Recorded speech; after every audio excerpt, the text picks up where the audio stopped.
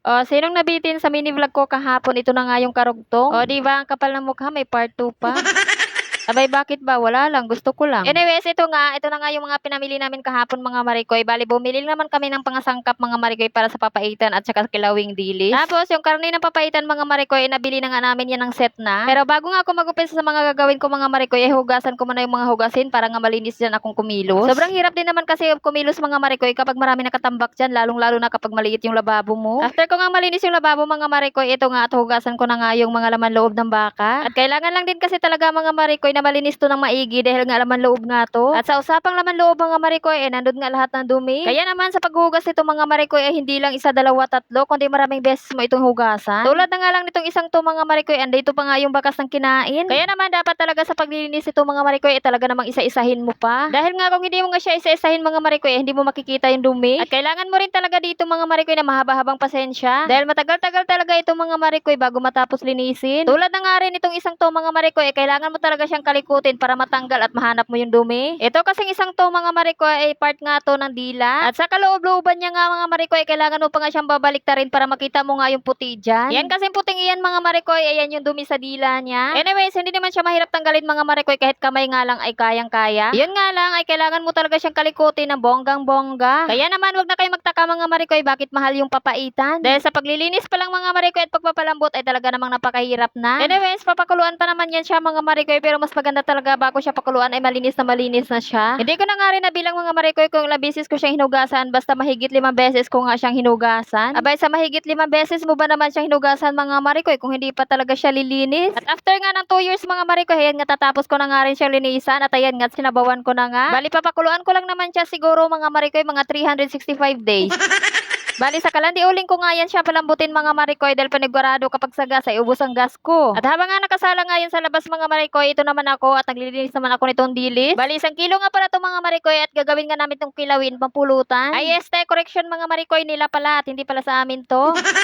At talaga naman tinanggal ko talaga isa isang ulo niyan mga marikoy, pati yung bituka at tinik. Anyways, ayan nga, nilagyan ko na nga to ng suka mga marikoy at ibabad nga lang to ng mga ilang minuto. At habang nga nakababad nga yung dilis mga marikoy, ito nga samantalahin ko naman yung oras at magagayat naman ako ng mga sangkap niya. Huwag yun na nga rin pala pansinin yung mga kalat dyan sa mesa mga marikoy, ganun talaga mga marikoy kapag magluluto. At saka napakalitang mesa ko mga marikoy, kaya tingnan nyo naman at nagsisikan nga yung mga laman dyan. Kaya naman mga marikoy, kalma nyo yung mga mata nyo, ako lang to, si marikoy. Kayo rin ba mga marikoy kapag magagawa ng kilawin mga marikoy ay gumagamit din kayo ng kalamansi? Ako kasi maliban sa suka mga marikoy, talagang gumagamit pa talaga ako ng kalamansi. Iba kasi ang dalang nilamnam ng kalamansi mga marikoy sa kilawin. Pero ito naman mga marikoy, optional lang to mga marikoy, nasa inyo na nga yun kung gagawin nyo rin. Mas masarap nga rin to sana kung merong ang dayap mga marikoy, kaso wala namang ganun dito. Kaya naman ang papalit ng dayap mga marikoy, ito nga kalamansi. Anyway, ayan nga, pagkatapos ko nga magayat ng mga sangkap mga marikoy, pinigaan ko na nga itong binabad ko kanina. Pero hindi naman talaga siya totaling pigang-piga mga marikoy, yung kalmahan lang yung pagpiga. Huwag niyo siyang pigain ng gusto mga marikoy, baka mawala naman yung lasa. Tapos ayan nga, nilagay ko na nga lahat ng mga sangkap mga marikoy, tapos tinimplahan ko na rin. Medyo dinamihan ko lang ng konti ng asin mga marikoy dahil mas masarap nga to kapag medyo maalat-alat. Yung tipo pang magbabalance yung alat, asim at saka yung anghang. Tapos after mo naman mahalo mga marikoy, ay chill mo lang siya sa ref mga marikoy na mga ilang minuto. Malambot na nga rin yung laman loob ng baka mga marikoy, kaya naman igigisa na nga natin. Bali, nagsote lang naman ako dyan ng bawang, sibuyas at luya at nilagay ko na nga rin yung siling labuyo. Kami kasi kapag magluluto ng papaitan mga marikoy, ay talaga sinasangkot siya muna namin yung mga laman loob. At talagang pinapaiga talaga namin mga marikoy hanggang sa mawala na nga yung mga tirang tubig. Tapos nang medyo maiga na nga siya mga marikoy, nilagay ko na nga rin yung tamarind powder. Yes mga marikoy, gumagamit talaga kami dito ng pampaasim maliban dun sa kalamansi. At ang ginagamit nga namin pampaasim dito mga marikoy ay yung ginagamit sa pangsigang. Tapos sinasabay na namin yun sa pagigisa mga marikoy para hindi talaga lasang-lasa yung sampalo. Bali, pinasalin nga namin to sa kasirula mga marikoy dahil nga sobrang liit nga nung kawali namin at hindi namin malagyan ng maraming sabaw. Ang request kasi na nagpapaluto mga marikoy ay maraming sabaw. Kaya naman halos isang timbang sabaw yung nilagay namin.